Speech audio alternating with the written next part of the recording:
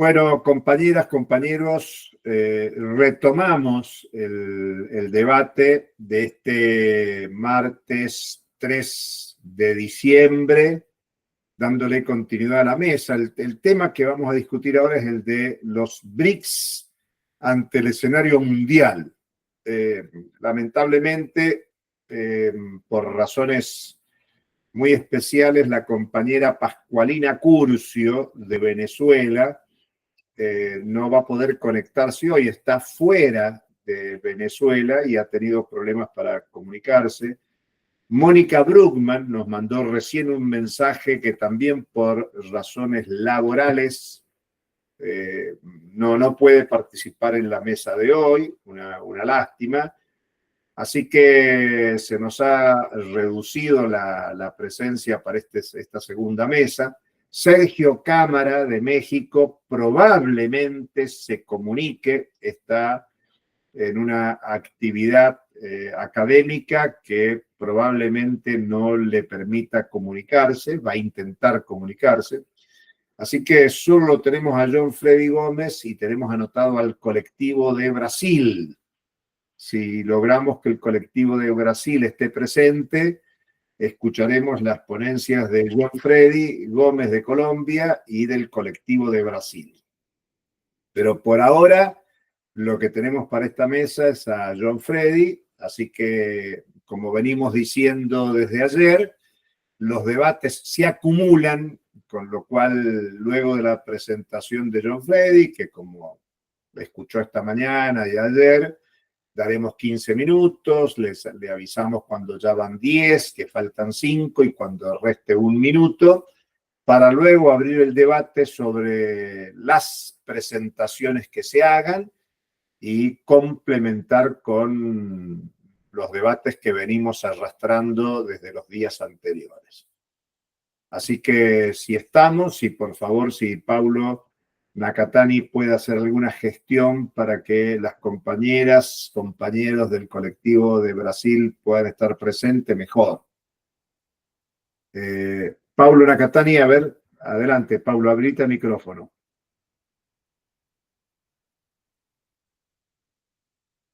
Te escuchamos, Paulo. No te sale la voz. Si tienes problemas, quizás, Paulo, te convenga escribir en el chat. No te estamos escuchando, hay problemas o de tu conexión, pero escríbenos lo que te parezca en el chat, en el diálogo del chat. Y mientras le damos este espacio a Paulo para que nos escriba, le vamos a ir dando la palabra a John Freddy. John Freddy hace una breve presentación y luego computamos los 15 minutos que te corresponden. Bueno, buenos días, buenas tardes para todos, todas y todes. Mi nombre es John Freddy Gómez y soy docente investigador aquí en Colombia, en la Universidad Nacional, en la Universidad Uniminuto, y también hago parte del GT Claxo Crisis y Economía Mundial. Voy a presentar el día de hoy, voy a compartir mi pantalla para que podamos presentar las diapositivas que tenía preparadas. Voy a revisar a ver si aquí se está viendo, no sé si ustedes están viendo mi pantalla. Sí. Perfecto. Entonces el día de hoy pues traigo esta pequeña presentación de los retos y peligros que afrontan los BRICS ante el debacle o ante la debacle del orden mundial. En primer lugar, pues hacer un contexto muy particular en el momento de vida que estamos atravesando. El mundo está en un reordenamiento mundial, en el debacle del orden mundial establecido posterior a la Segunda Guerra Mundial. El acuerdo de Bretton Woods de 1944, que pretendía generar una estabilidad internacional ante la Primera y Segunda Guerra Mundial y la crisis económica del 29, generó unas instituciones que posibilitaron pues la salida de ese contexto de guerra entre 1871 y 1944-45. Esos acuerdos de Bretton Woods, aunque han sido reconfigurados en la década del 71, por ejemplo, pues mantienen la vigencia de un orden jerárquico, de un orden hegemónico basado pues en el dólar y en el papel de los Estados Unidos como el hegemón dominante en el bloque capitalista y luego de los 90 pues en el mundo o en el globo o en nuestro planeta Tierra.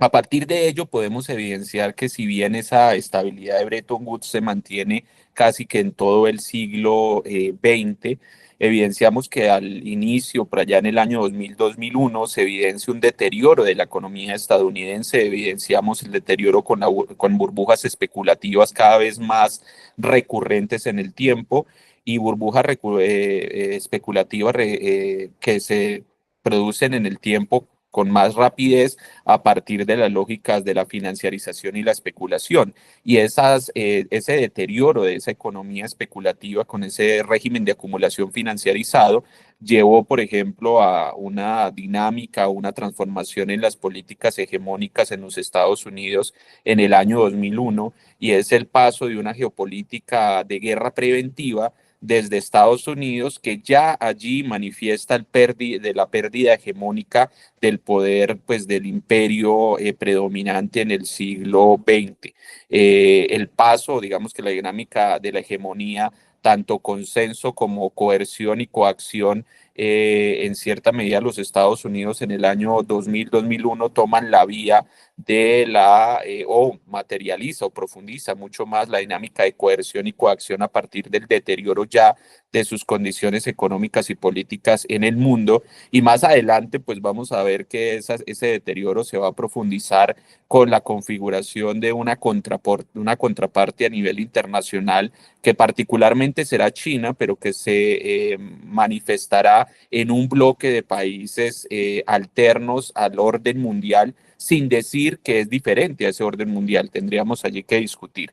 En ese sentido, esas crisis económicas o esa crisis económica financiera del 2001-2008 llevará a los Estados Unidos a la necesidad de solventar esas crisis del sistema capitalista, que no solo se dan en el régimen de acumulación financiarizado con las burbujas especulativas, sino que es un proceso de crisis que es permanente en el sistema capitalista por las relaciones propias del sistema ante las relaciones de apropiación individual y producción social, lo que genera una dinámica de desigualdad y la imposibilidad de la reproducción del sistema. Es decir, el sistema en sí es un sistema que no permite la reproducción a partir de las dinámicas de desigualdad.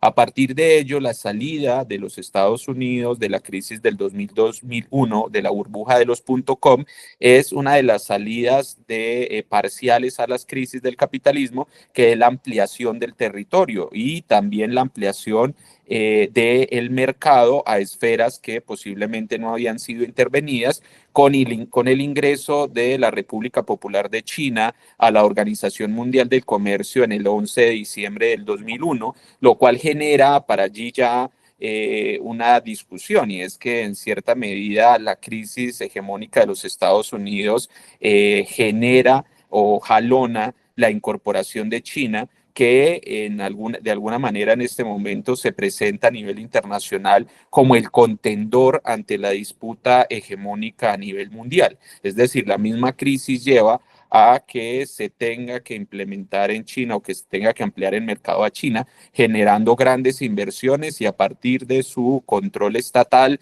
de ese socialismo de mercado que algunos han caracterizado, parte, digamos, o configura una economía de las más potentes a nivel mundial. En este momento, la segunda economía más potente a nivel mundial y el grupo más potente denominado como los BRICS, que reúnen a Brasil, Rusia, India, China, Sudáfrica y otra serie de países del sur global. Digamos que haciendo ese contexto, me gustaría hacer un balance sobre los análisis de Karl Polanyi. Polanyi escribe su texto La Gran Transformación, de la Gran Transformación. En la Gran Transformación allí nos evidencia un proceso de recambio hegemónico, un proceso de crisis de orden mundial y un traslado, una transferencia de orden mundial hacia otro orden mundial, haciendo una crítica sobre las configuraciones institucionales a nivel internacional que permiten la sociabilidad en un mundo capitalista. Estamos hablando de la posibilidad que se relacionen los estados y no entren en guerras y a partir de ello unas instituciones internacionales. Y Polanyi nos presentaba 4 instituciones que son necesarias para en el sistema capitalista se pueda generar esas estabilidades internacionales. En un primer momento, o el balance de poder, o una institución de balance de poder. El balance de poder no quiere decir que todos los estados tengan el mismo poder, sino que no hay un estado que pueda dominar al conjunto de los estados, sino que tienen que hacer juegos entre regiones para mantener la hegemonía. Por otro lado, el patrón oro a escala internacional, que era pues el régimen o la moneda, en cierta medida el equivalente general a nivel internacional que permitía generar esa certidumbre entre relaciones entre estados, importaciones, exportaciones. Se necesitaba algo que generara certidumbre al conjunto del mercado, entonces fue el patrón oro. Luego hablamos del mercado autorregulado como esa configuración institucional del sistema capitalista y claramente un estado liberal que permitiera no generar exabruptos, pero también que no generara barreras ante el comercio internacional y que esas barreras arancelarias no generaran disputas internacionales por vías militares. Esa es la que presenta Polanyi en esos 100 años de paz, digamos que 100 años de paz que él caracteriza como un momento en el cual las grandes potencias no entraron en guerra entre 1815 y 1914, pero que con el deterioro de esas 4 instituciones pues se deriva la Primera y Segunda Guerra Mundial, entendiendo las disputas internacionales entre una Alemania configurada en 1871 y la disputa hegemónica con el Imperio Británico. Esa, digamos que es la presentación de Polanyi. A mí me parece que podríamos utilizar la consideración de Polanyi para entender el contexto actual que vivimos y en ese sentido evidenciar que posterior a la Segunda Guerra Mundial se evidencia de nuevo un balance de poder, allí una dinámica mixta en la Guerra Fría con la bipolaridad, pero luego también con las relaciones internacionales ya con un régimen neoliberal financiarizado que aún mantiene unas dinámicas de balance de poder, luego un patrón oro, dólar, que está ligado entre 1944 y 71, y luego el patrón dólar actual entre 1971, pero al final y al cabo el dólar ha sido el patrón o la moneda de circulación internacional hasta el día de hoy dominante. De igual manera, se ha pretendido continuar con el mercado autorregulado y se ha impulsado desde instituciones internacionales financieras la configuración de un Estado liberal que, por ejemplo, no imponga aranceles como es la Organización Mundial del Comercio, que es pues, la institución abanderada de mantener estas instituciones. Entonces, pareciera que el recambio institucional lo que hizo fue cambiar de hegemón del imperio británico al imperio o a la dinámica imperialista estadounidense, pero recicla estas instituciones para mantener las dinámicas hegemónicas y a partir de allí pues nos lleva a una discusión si estamos en un momento de quiebre de nuevo de ese reordenamiento, pues tendríamos que pensar realmente cuál sería la salida disruptiva de las relaciones internacionales y de las dinámicas tanto del sistema socioeconómico capitalista como las relaciones internacionales de intercambio entre los diferentes estados. Y a partir de ello, creo que es importante que tengamos esas 4 instituciones para la referencia del trabajo que voy a presentar a continuación. Muy importante, pues, evidenciar ya el tema de los BRICS. Creo que lo han trabajado ya en las sesiones pasadas, lo han mencionado y sé que, pues, tienen muy buenos trabajos sobre el tema. Tan solo traer algunos datos interesantes. En el año 2024, Te debido a quedan las 5 disputas minutos, John en Freddy. el año, perfecto, en el año 2024, debido a las disputas y guerras globales, el yuan ha crecido desde 2% para noviembre de 2023 a 5,77, es decir, que en menos de un año ha crecido aproximadamente un 160-170% los intercambios comerciales, pero aún así con ese crecimiento, pues que también tenemos que hacer la salvedad de que ha sido datado por el SWIFT que pues es, digamos, una red internacional occidental. Aún así, el yuan está muy lejos de posicionarse como la moneda internacional de intercambio por detrás de Estados Unidos, que maneja el 82% de las relaciones comerciales internacionales. Entonces, todavía hay una disputa muy, muy abierta, muy lejana sobre la hegemonía, pero que la guerra o el momento, el contexto de guerra, sí ha acelerado las dinámicas de aumento hegemónico a nivel internacional y la disputa por ese patrón de circulación internacional, ese patrón monetario de circulación internacional que es fundamental para evidenciar la hegemonía. A partir de allí también vemos las relaciones de la ruta de seda de China, cómo ha generado, por ejemplo, diferentes rutas para priorizar y darle mayor relevancia a su poderío mercantil.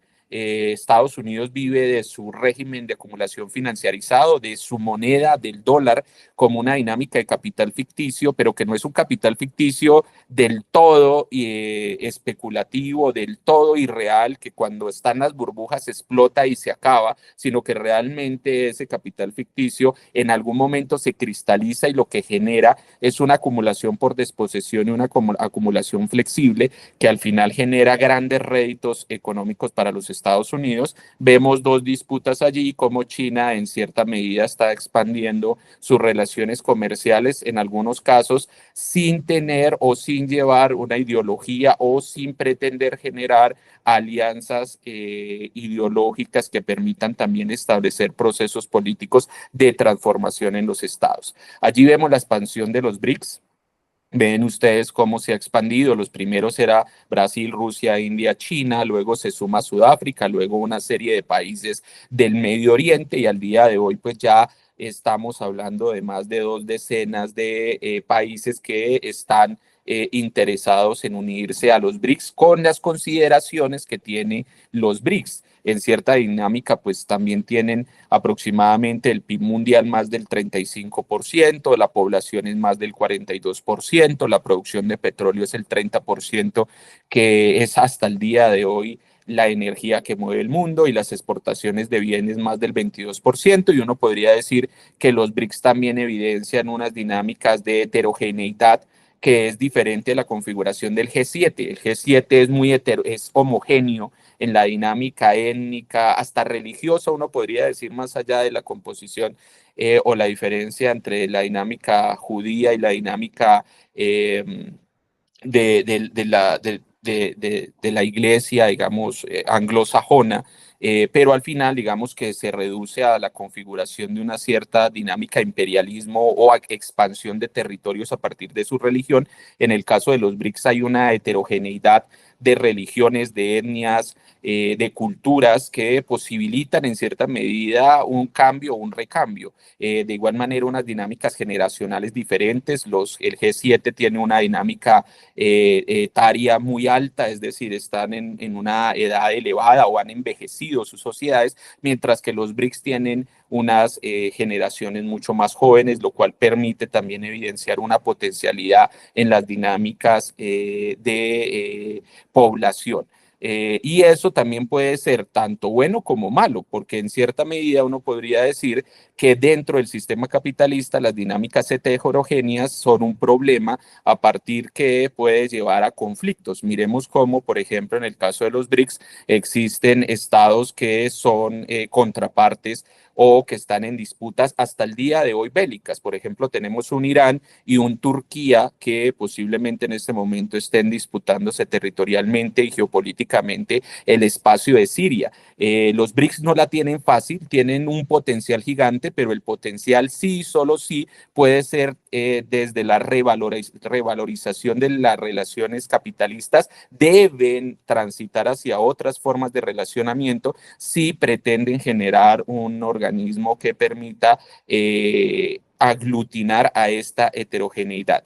Y en ese sentido también en el contexto, para cerrar, en el contexto de los BRICS, evidenciar que en el deterioro del orden mundial, los BRICS son una amenaza, ya se dijo, los Estados Unidos, Donald Trump manifiesta que si hay la posibilidad de generar una nueva moneda desde los BRICS, colocará aranceles del 100%. Hoy China dice que no va a exportar metales pesados que son utilizados para la fabricación de municiones y de la ingeniería militar. Entonces estamos en una disputa que claramente evidencia también una posibilidad para que China se presente como un Estado que articule a las regiones en contra de una dinámica de militarización, pero también de contención ante ese imperialismo que está perdiendo la guerra, pero también tiene pues un Estados Unidos que está en declive y que está presentando lo peor de su sociedad,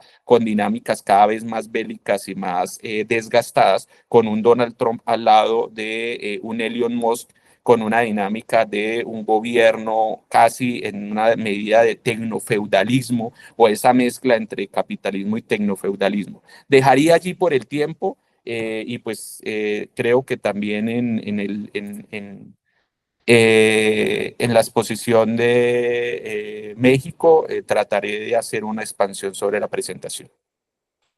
Muchas gracias, John Freddy. Muy interesante. Traes un tema a la polémica que ya estuvo ayer, así que bueno, esperemos que anime el debate posterior. Y bueno, le pedimos a Rogerio Náquez Faleiros que si puede, ahí está con cámara. Bienvenido, Rogerio, un gusto tenerte con nosotros. Ahí te anticipaba. También está Marisa, Julio, ¿eh? Ah, también está Marisa. Ah, Ujú. bienvenida Marisa, no la había visto a Marisa, qué bueno. Muy bien, tienen un trabajo. Sí. Acá está, ahí la veo ahora a Marisa. Bienvenida Marisa.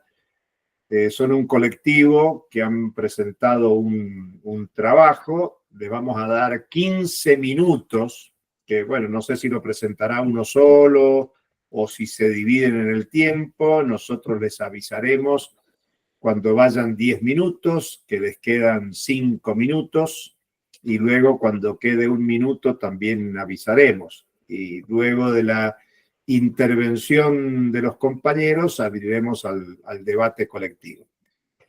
Rogerio, si vas a empezar, primero tienes un pequeño espacio para presentar al colectivo y luego empezamos a contar los 15 minutos. Gracias, Julio. ¿Puedo hablar en portugués o portuñol? En portuñol, como tú quieras.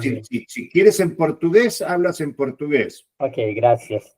Bueno, es un gran placer mirar al profesor Julio Gambina, que tantas veces ha viajado para Vitória, para Brasil, un conocido de larga data. Dejar mis parabenizaciones para Gabriela, para Alejandro, por la organización del evento. Una congratulación a mi querido amigo Paulo Nakatani, ¿no?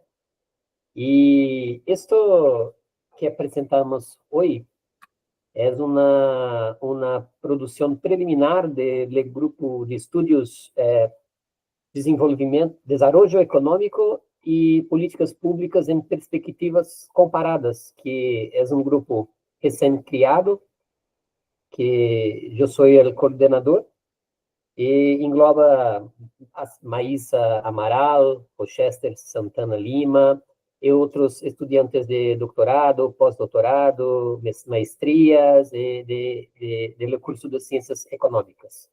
Bueno, voy a compartilhar un pequeno PowerPoint, rapidamente. ¿Todos miran el PowerPoint? Ahí ya está, perfecto. Perfecto, gracias. Bueno, a nossa perspectiva, nossa ponência é complexidade e hierarquia, o Brasil nos marcos da Ruta de la Seda e da Ascensão China, e organizado por mim, Maísa e Rochester Santana Lima, que felizmente não está presente agora.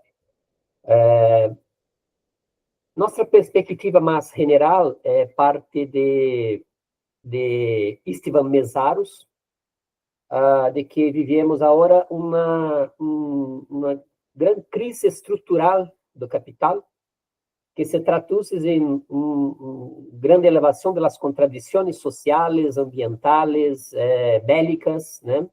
Enfim, um sistema que cada vez mais estreita suas saídas, suas possibilidades de recuperação. E como exemplo desta crise estrutural, temos aqui os efeitos da crise de 2008 e 2009, que são muito importantes para a compreensão de um certo câmbio de estratégias de China a partir da crise. A partir da crise, por supuesto, muito sentida acá na economia china, temos aqui gráfico com o crescimento do PIB, né, Produto Interno Bruto.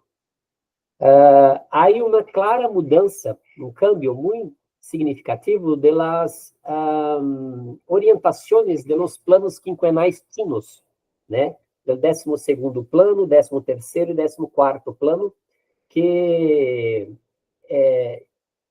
definem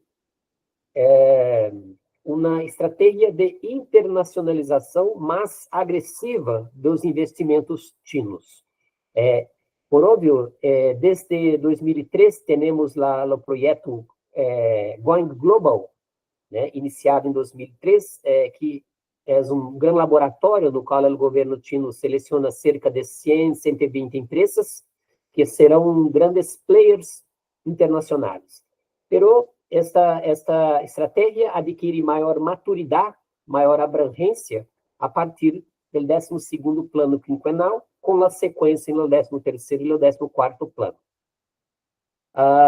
Em função dessa estratégia de internacionalização dos investimentos chinos, há toda uma institucionalidade do Estado chino, todo um ambiente regulatório, no qual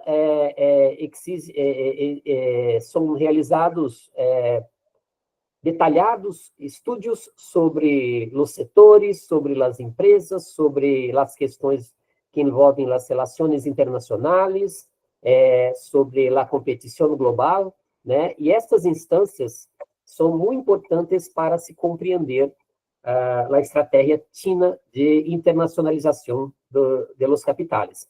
Não terei tempo agora, mi e Maísa, para falar sobre cada uma destas instituições, pero há muitas informações disponíveis no sítio eletrônico. Bueno, e no âmbito dessas estratégias, uma estratégia que acompanha a internacionalização dos investimentos chinos é a estratégia de alterações na composição da matriz energética china. Podemos ver aqui duas figuras, nas quais temos aqui a composição das fontes de energias e decrescimento da utilização de carvão.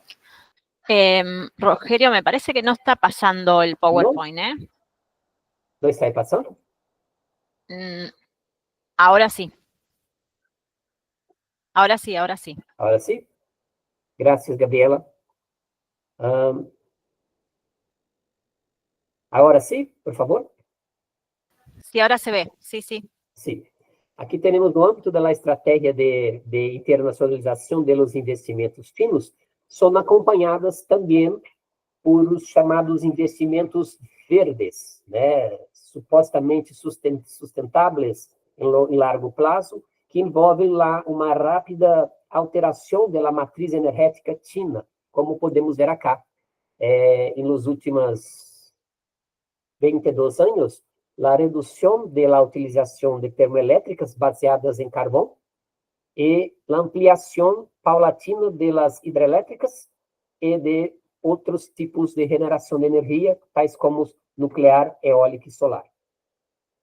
Por supuesto, a estratégia de internacionalização é acompanhada por uma estratégia de câmbio da matriz energética, né? Compreendida como uma nova estratégia uma nova fronteira de inovação, por supuesto, de investimentos econômicos, né? E por investimentos e desenvolvimentos tecnológicos. Bueno, aqui breve mapa sobre a utilização de energia em China. Não vem aos casos agora. No pasó, ¿eh? El mapa no lo vemos. Ahora sí. Gabriela, então não vou maximizar minha tela, porque quando o hago, não consigo cambiar os slides, ok? Ok. Então, aqui um pequeno mapa da utilização de energias e quilowatts-hora nas diversas províncias chinas, mas pero não vem ao caso agora a discussão acerca disso. Bueno, e munidos por esta estratégia que envolve a internacionalização dos capitais chinos e, por outro lado, a internacionalização dos investimentos em novas matrizes energéticas, são definidos as bases do projeto da Rota da Seda, o One Belt, One Road, né? E acá temos uma figura com os países que receberam investimentos no âmbito da OBOR em 2023, com destaque para os países latino-americanos. Brasil ha recebido investimentos chinos, pero não compõe o quadro de los países de la Rota de la Seda, posto que ainda não há assinado o memorando de intenções e de participação, né? Brasil há uma tradição de maior independência diplomática e uma certa estratégia de equilíbrio entre o poder estadunidense e o poder chino, né? Como no passado se equilibrou também, pelo menos antes do governo militar, se equilibrado entre poderes internacionais, né? Bom, e aqui podemos observar empresas chinas que han realizado investimentos na Rota da Seda, os maiores investimentos em 2023. E, concatenando com a informação anterior, temos acá grandes empresas ligadas à área energética, né, como a contemporânea Amperex Tech, como não só no setor de hidrelétricas e no setor de transmissão, mas também no setor de mineração, né? Zhejiang Haiyu Cobalt, né? A Zijin Mining, né? Enfim, diversas, China Petroleum and Chemical, enfim, diversas empresas chinas, em sua grande parte empresas estatais chinas, né, que han investido em OBOR, na Ruta de la Seda, em 2023. Bueno, acá os maiores construtores, acá os maiores investidores, pero acá os maiores construtores na OBOR, One Belt, One Road, em 2023. Podemos ver uma grande empreiteira china, a Power Construction Corporation, a Power China, né?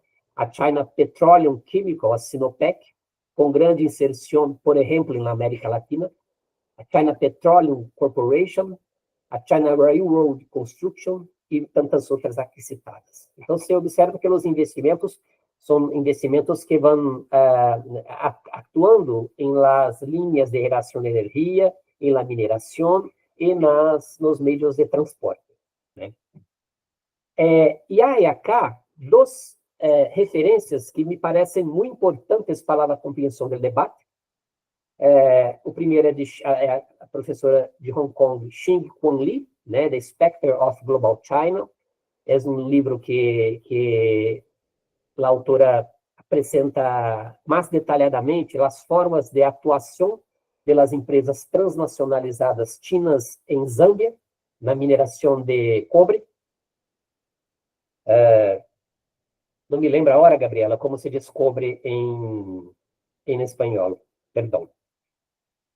E acá um livro recentemente publicado por Claxo, né, Desmantelar o Colonialismo Verde, Energia e Justiça Climática, de Hansa Hammelchen e Kate Sandwell. É um livro muito interessante porque planteia uma discussão muito aprofundada, muito pertinente acerca de uma espécie de uma estratégia de colonialismo verde que ha acompanhado os investimentos internacionais, no caso, na região árabe, né? Mas há esses investimentos em inversões em energia sustentável, energia eólica, solar, enfim, são vistos como uma nova... Minutos, Rogério. Oi. Quedan 5 minutos. 5 minutos, graças. Então, são duas referências muito importantes. Agora, temos o fluxo de IDE das empresas estatais chinas no Brasil entre 2004 e 2020. Você pode observar uma redução dos investimentos a partir do governo Temer e Bolsonaro, né? Indicando que a questão das aproximações políticas são muito importantes para a compreensão do fenômeno. E acá as principais empresas chinas que investiram no Brasil, notadamente no setor elétrico e no setor de construção.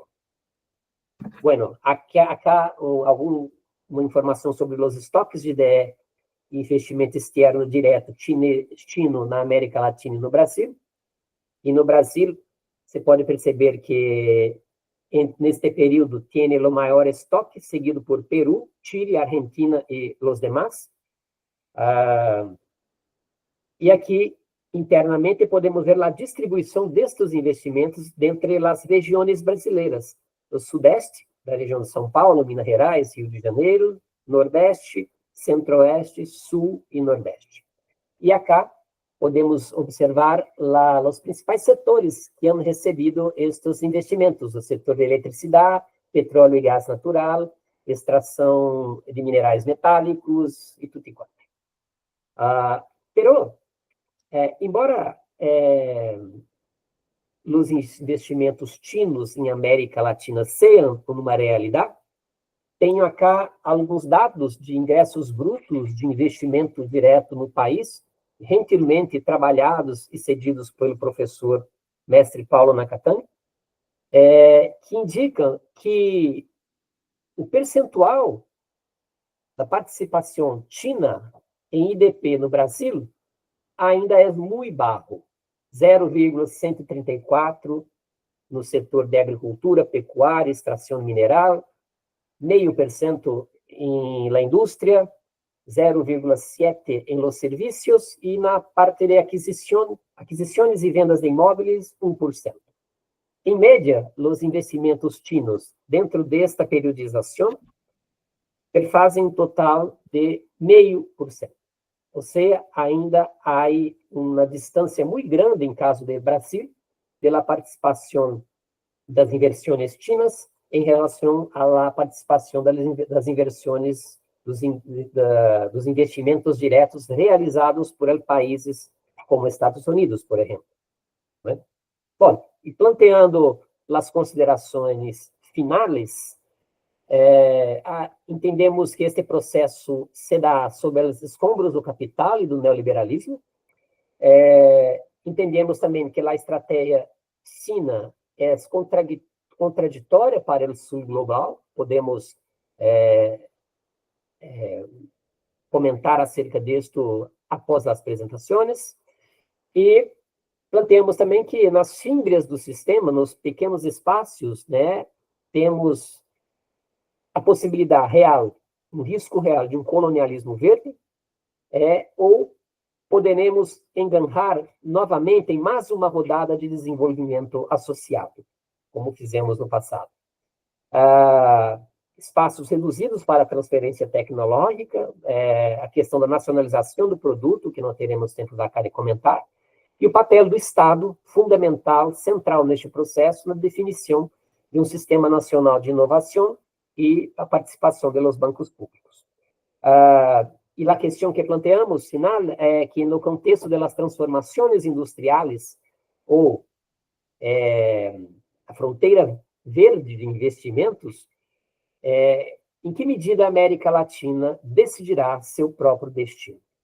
Então, Julio e Gabriela, com muita rapidez,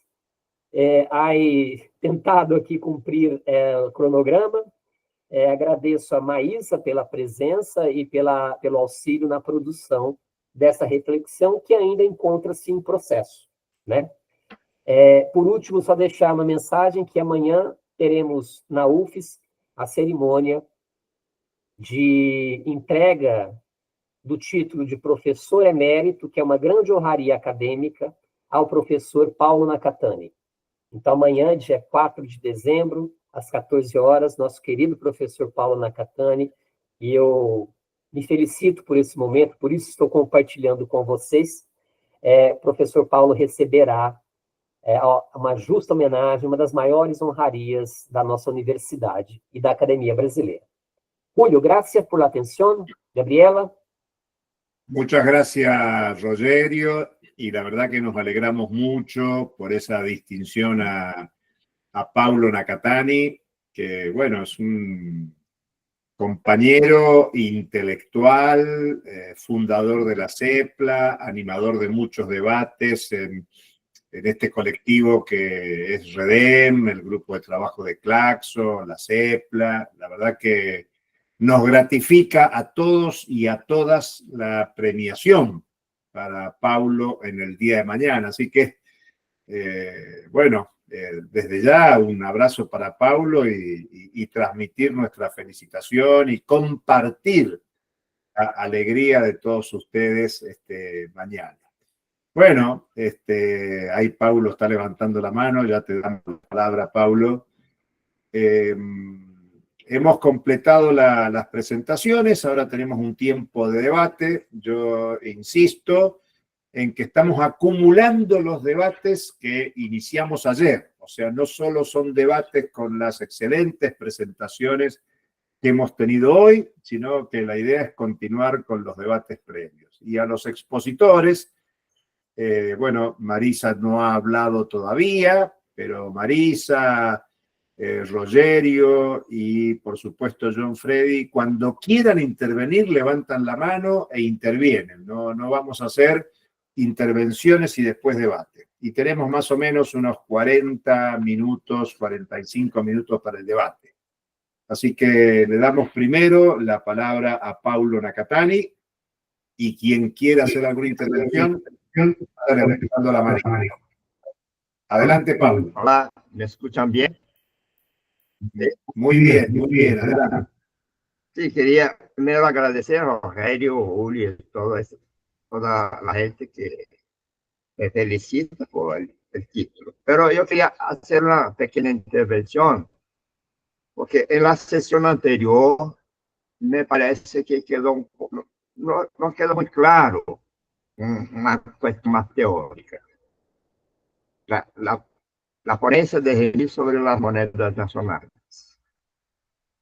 Esto se da dentro de un sistema mundial donde el oro como dinero mundial fue sustituido por el dólar. Y el dólar hoy realmente es simbólico.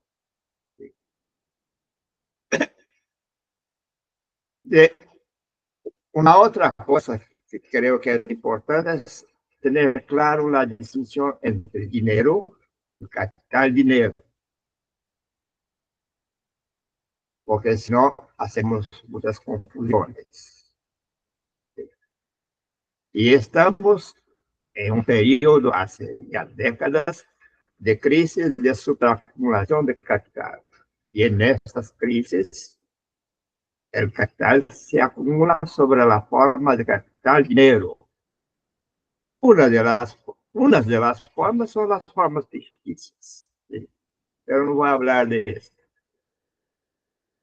El debate sobre los BRICS, sobre el sistema financiero internacional, es más complicado porque se mezclan cuestiones del dinero, del capital dinero, de las instituciones y del poder. ¿Sí? Porque mira, para este debate que los BRICS van a intentar hacer un nuevo sistema financiero internacional, una nueva moneda. Es muy complicada porque hoy la mayor parte de las reservas de los países, o sea, del capital dinero acumulado, están en títulos públicos americanos. Y son los americanos que controlan esto. Ellos pueden simplemente cancelar, eliminar crédito de cualquier país que va a perder todas sus reservas. ¿Sí? Entonces, las reservas de los países que tienen más reservas llegan a 10 billones de dólares. La mayor parte en títulos americanos. Creo que son problemas graves, importantes, que tenemos que tener claro las implicaciones. Tenemos que recordar que el capital está en movimiento sobre la forma de mercancías y sobre la forma propia del capital. Y este proceso está en crisis muy grave hoy. Y toda la disputa está llevando a guerras. Bueno, para esto, después, si necesario, puedo conversar más después. Gracias. Muchas gracias, Paulo. Muy necesaria tu intervención. Y agrega temas para la polémica que venimos manteniendo. Está dando vuelta el tema de China, porque bueno, creo que lo que estamos intentando socializar, debatir es China, el papel de China en la economía mundial, la articulación productiva, financiera y en la producción y circulación de bienes y servicios de China con un conjunto de países. Aquí los compañeros han incorporado el tema de las inversiones en la región latinoamericana y caribeña. Bueno, son muchos temas para el debate, incluso, en mi opinión, una pregunta más que desafiante que plantea el colectivo de Brasil, que es si América Latina decidirá su propio destino. Bueno, creo que es un desafío muy grande, porque yo hablo en tanto y en cuanto no aparezcan manos levantadas. Vamos a privilegiar el debate. Recuerden que las presentaciones intervienen como uno más en el debate. Y sobre todo me dirijo hacia la querida Marisa, que no habló todavía. Así que si alguien quiere hablar, hágalo. Pero a veces cuando se habla de los BRICS, bueno, se habla como si fuera un colectivo homogéneo. Y los BRICS, evidentemente, los BRICS ampliados, además ahora ya no hay que hablar de BRICS, es BRICS Plus. Un tema interesante incluso para nosotros es que la Argentina rechazó la invitación a ser parte de los BRICS Plus y lo rechazó desde una concepción ideológica, política, de alineamiento internacional. Y de nuevo vamos a insistir que Donald Trump en estas horas ha hecho una amenaza. Hay que ver cómo lo transforma en política después, por supuesto. Pero si los BRICS se animan a avanzar en una moneda para afianzar el multilateralismo, va a haber sanciones muy fuertes de parte de Estados Unidos. Y bueno, Paulo recién insistió en la importancia que tiene el dólar aún, pese al deterioro, al declinio, en las reservas internacionales de los países, el peso que tiene en el intercambio a escala global. Por lo tanto, no son temas menores, son temas muy, muy importantes. Y yo agregaría en nuestra discusión, lo que importa es cuánto hay de alternativa al capitalismo. Porque, bueno, uno puede pensar que hay cambios hegemónicos, históricos en el desarrollo del capitalismo. Pero la pregunta es, bueno, ¿qué orientación o rumbos para pensar en alternativas en contra y más allá del régimen del capital? Bueno, Gabriela ha levantado la mano. Así que le damos la palabra a Gabriela. E insisto, cualquier otro compañero o compañera que quiera hablar, por favor, levante la manito o haga seña directamente. Vamos, Gaby.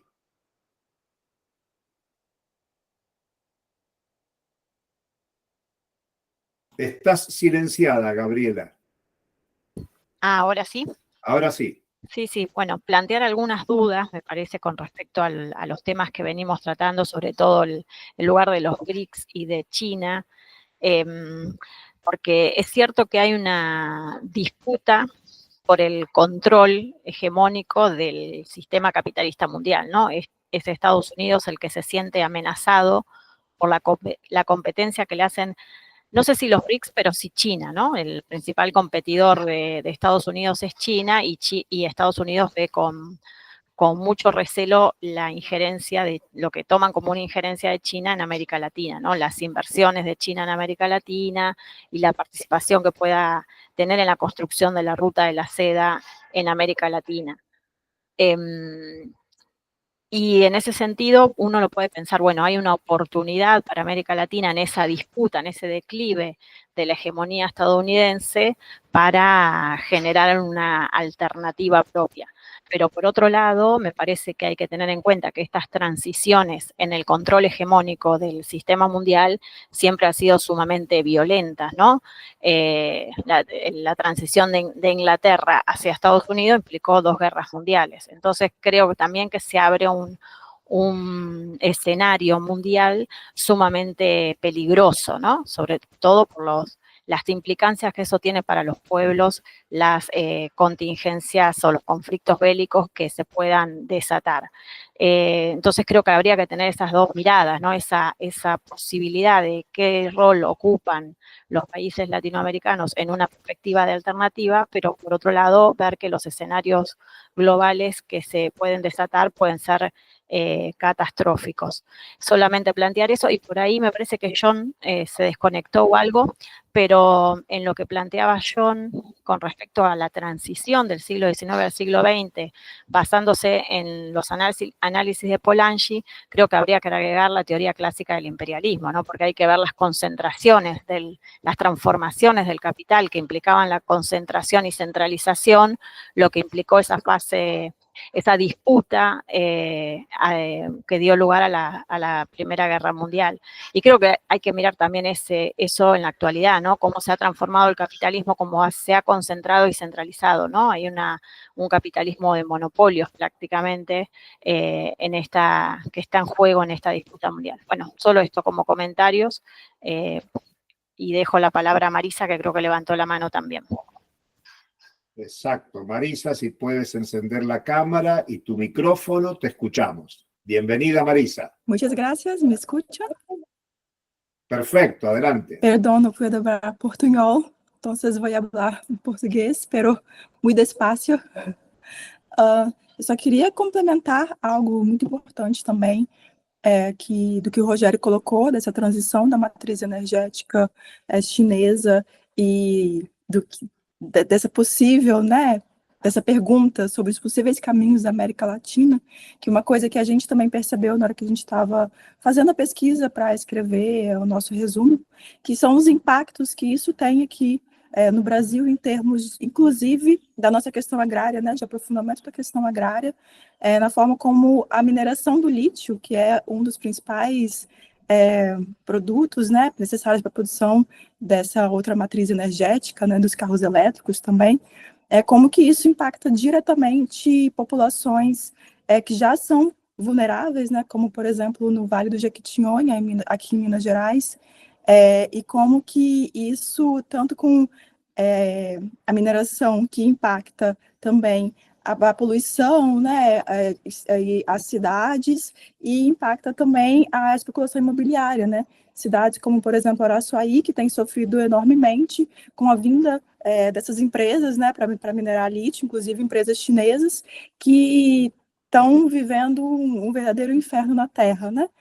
Tanto pela exploração, que aí polui o ar, polui os rios, né, degrada a natureza, como também expulsa populações que estão há são nativas da cidade, né, em prol de uma especulação imobiliária altíssima por conta disso.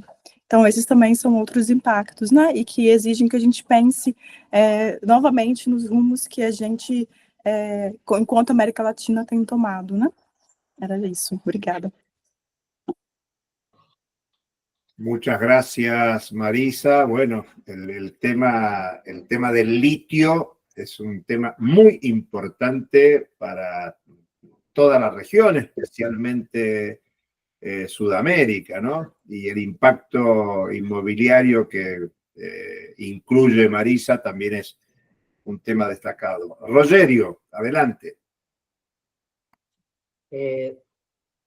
La cuestión planteada por Maísa es de mucha importancia y envolve, en nuestra visión, la ruta de la seda. Así como los BRICS, es un proyecto cercado por contradicciones y por jerarquías adentro de la ruta de la seda. Entonces, el modus operandi de chinos en países como los países africanos, los países de Oriente Medio, los países de Eurasia, me parece que son un tanto quanto diferentes en comparación con las estrategias aplicadas a países como México, Brasil, Argentina, Rússia e a própria Alemanha. Em caso de Brasil, mas que hemos estudado mais directamente, a estratégia china envolve um conjunto de inversões, algumas delas quais são vinculadas a que Maísa ha dito sobre a reprimarização, a extração descoordenada de minerales com grandes impactos ambientales e sociais, é verdade.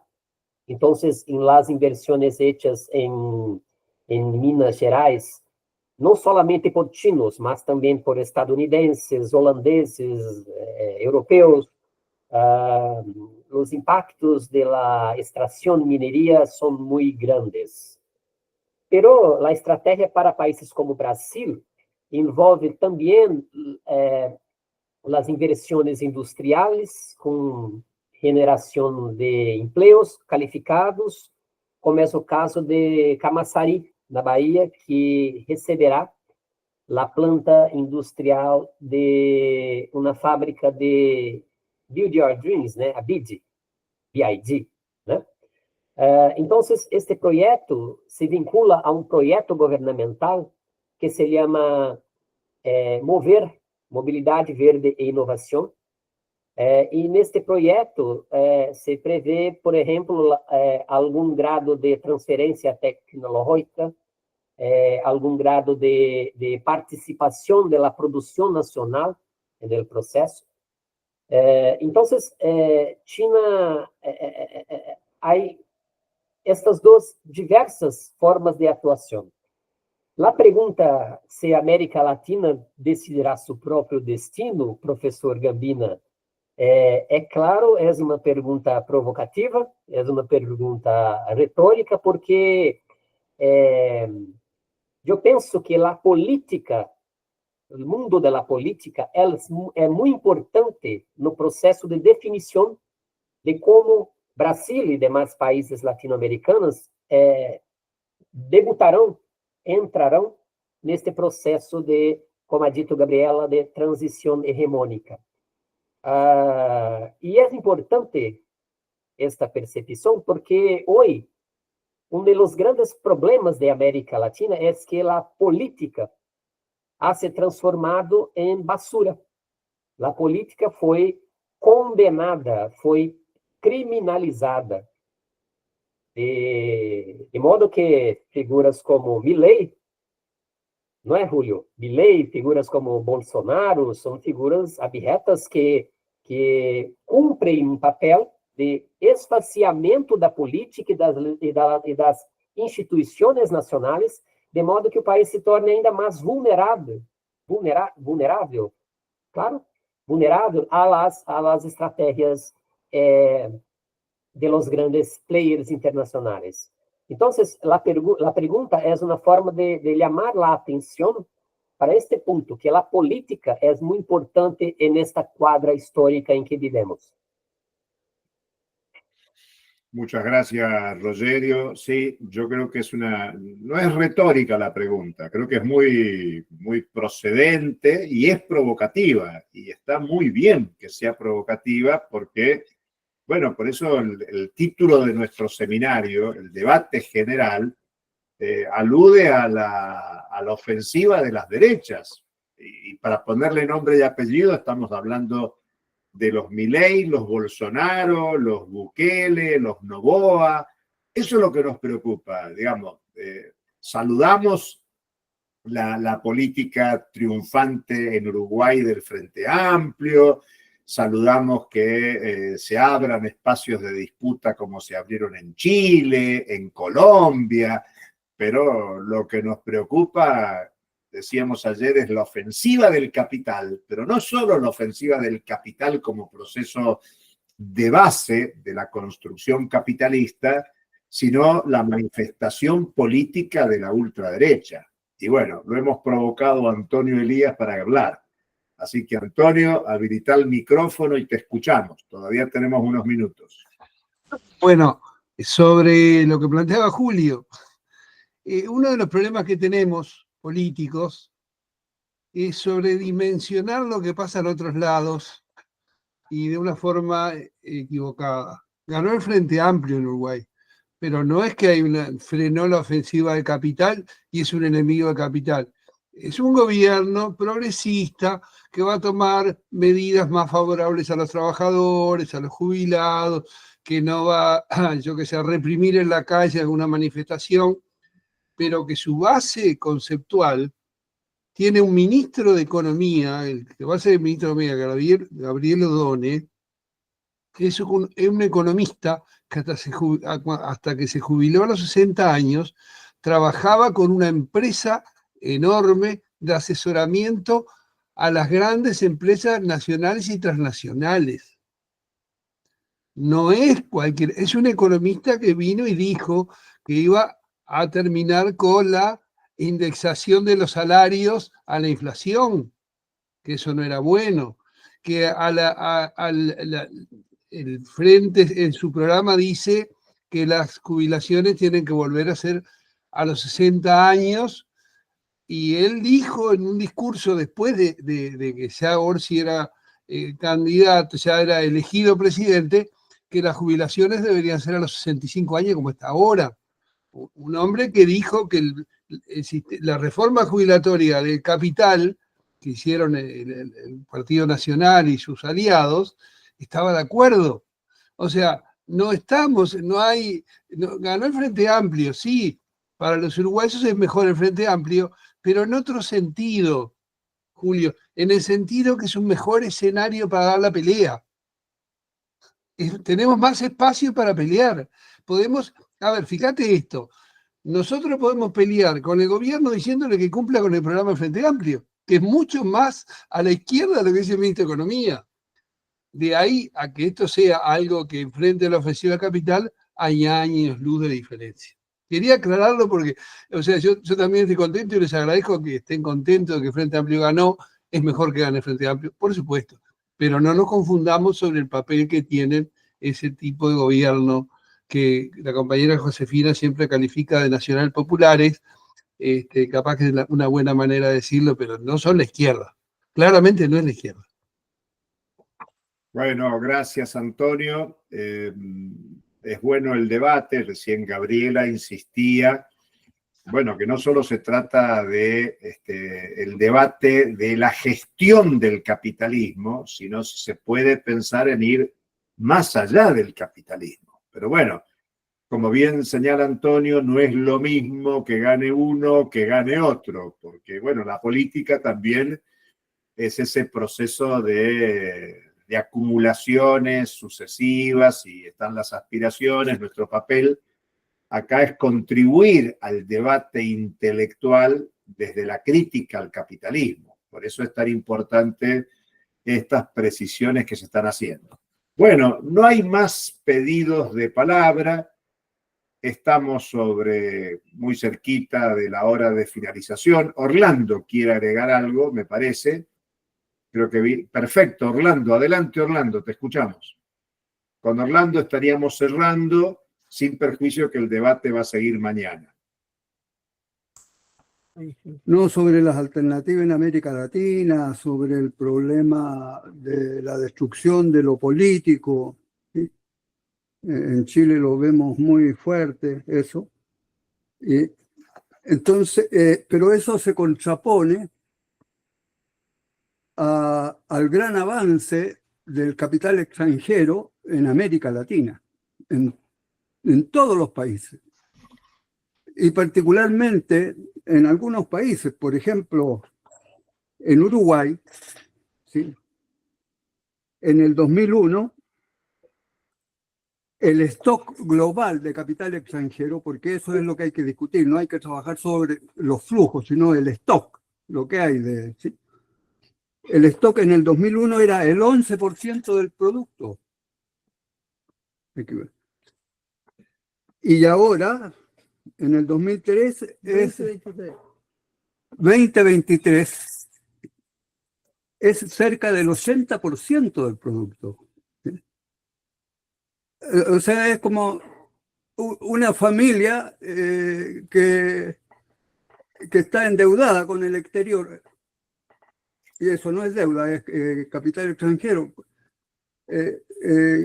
cubriendo casi todos los ingresos que tiene. Pero además de eso está la deuda externa, ¿sí? Que no he mirado los datos, pero en Uruguay debe ser muy elevada también. Entonces, bueno, hay una debilidad de lo político y una penetración del capital imperialista, como decía Gabriela, porque se vuelve un poco a la situación del imperialismo más diversificado de Lenin, cuando son varios los países, ¿no? Europeo, canadiense, España, Estados Unidos, y bueno, entonces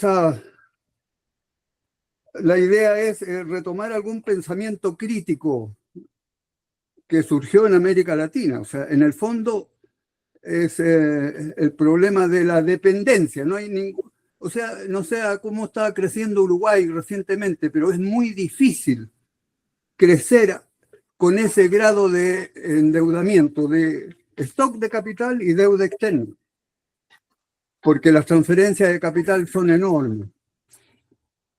Bueno, eso, en Brasil es un poco menos el stock, pero llega a ser casi el 55%, 60% del producto, también creciendo mucho. Y justamente en Uruguay y Chile es donde más crecen, ¿sí? El stock global y las deudas externas. Y por eso hay no sé, una especie de agotamiento. Se hablaba de estrangulamiento también. O sea, volver un poco al análisis de la teoría de la dependencia, levantarla de nuevo, y es con posibilidades muy grandes de movilizaciones nacionales, ¿no? Gracias, Orlando. Antonio ha pedido la palabra. Como has mencionado Uruguay, se ha sentido tocado, así que adelante. Sí, No, un solo comentario. Digo, más allá de los datos que manejó Orlando, que no lo tengo muy claro si son exactamente así, lo que es clarísimo es que toda la política de los 15 años de gobierno del Frente Amplista se basaron en la lógica que la única forma de crecimiento del país era la inversión extranjera directa. Y entonces no se lo enfrentó de ninguna manera. Más allá, se ampliaron los espacios de zonas francas y de favorecimiento de exoneración de impuestos a la inversión extranjera directa. Entonces digo, es un proceso, por eso decía hoy antes lo que es que haya ganado el frente, pero reafirmando lo que dice Orlando, la política fue que venga el capital extranjero, que en última instancia es el que nos da empleo. Pero es capital extranjero, la industria frigorífica, la industria lanera, la soja, también están los argentinos como propietarios de la soja, o sea, todo lo que se exporta, o la mayor parte de lo que se exporta es capital extranjero. Entonces comparto lo que decía Orlando, nada más que para ese detalle. Bueno, muy bien, compañeras, compañeros. Solo un comentario. No sé si ustedes vieron el informe del Fondo Monetario Internacional de octubre sobre las perspectivas económicas de las Américas, a propósito de esto que decía Orlando, de Chile y de Uruguay. A mí me sorprendió mucho que el Fondo Monetario, cuando divide, hace una separación de los países de la región, habla de los países del Caribe y los divide según distintas cuestiones, de países exportadores de materia prima, Caribe dependiente del turismo, Caribe no dependiente del turismo, ubica América Central, y me llamó la atención porque para América del Sur dice 7 economías principales de América del Sur y otros países de América del Sur. Cuando fui a ver quiénes son las 7 economías principales de América Latina, fue tocado mi orgullo nacional, porque en las 7 economías principales que ordena el Fondo Monetario dice Brasil, Chile, Colombia, México, Paraguay, Perú y Uruguay. Y en los otros países de América del Sur, ahí aparece Argentina, Bolivia, Ecuador, Venezuela. Creo que es una referencia que tiene mucho que ver con lo que en esta sesión estamos diciendo de los fenómenos políticos, del vaciamiento de la política, utilizando la expresión de Rogerio. Y bueno, creo que nosotros no podemos jamás separar economía de política. Bueno, lo nuestro es economía política y más aún crítica de la economía política. Así que son más que pertinentes los comentarios, las observaciones que estamos haciendo. Bueno, estamos en la hora que habíamos previsto culminar con nuestros debates. Vamos a acumular los debates planteados entre ayer y hoy para continuarlos mañana en la misma hora. Recuerden, 8 de la mañana de México, 11 de la mañana de Brasil, Argentina, del sur, digamos Uruguay. Así que con este mismo enlace y a la misma hora continuaremos mañana dándole continuidad a nuestro debate. Compañeros que presentaron las ponencias, compañeras que presentaron y que estuvieron presentes, muchas gracias por la presencia y nos vemos mañana. Saludos. Chao. Gracias a todos. Saludos.